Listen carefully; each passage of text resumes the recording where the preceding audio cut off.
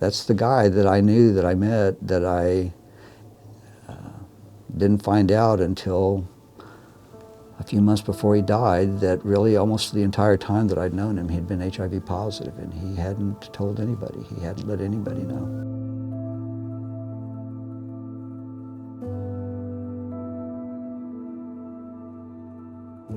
So I met King Stevens in the early 80s, mid 80s. It's kind of weird that he's 3 years younger than me, but he, from very early on, took on a position of being my mentor.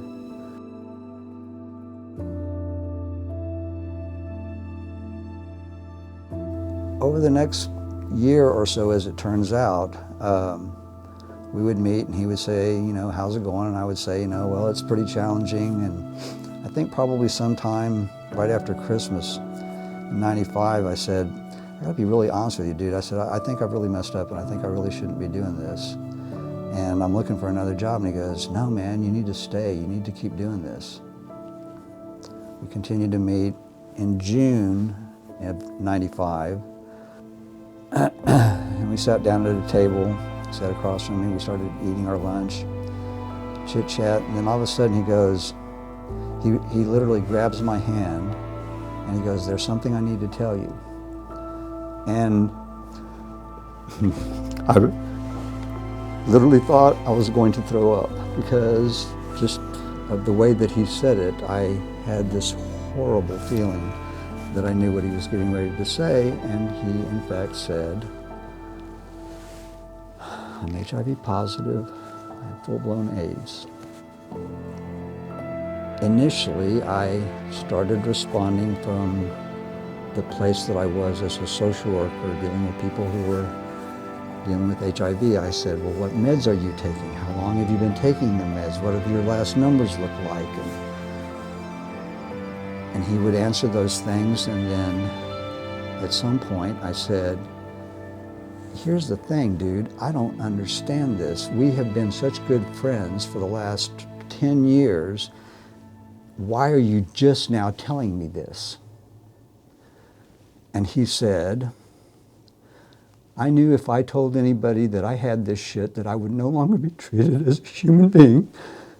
I didn't want anybody's sympathy. I didn't want anybody's anything. I just wanted to be treated as a normal person, and I knew I could not have that if I told anybody about this. He goes, but you've been working at the clinic now, and you know what it's about. And you're the only person I can tell. In September of that year, he died. And this service was held at the Utopia Center at the School of Social Work. About 150 people in attendance. And what blew my mind was how many of us knew each other but didn't know him in common, because that is how hard he had worked to keep everything separated. And when I went home that day, I told my wife, I said,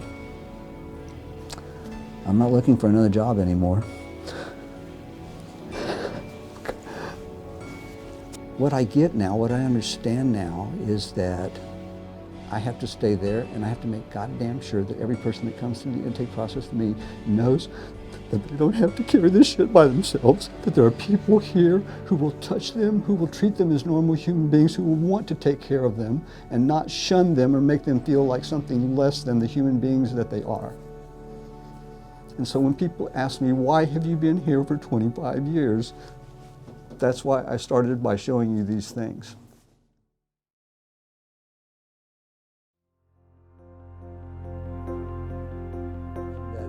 Yeah, I tell people, if it had stayed the way it was when I started working here, I wouldn't be here now. It got better. We could see it getting better. I mean, I started in '94, and '96 was really the turning point where the drug cocktail became part of the deal. And then we had viral load testing, so we'd actually see the amount of virus that in that person's system and understand the relationship between the CD4 cell count and the viral load.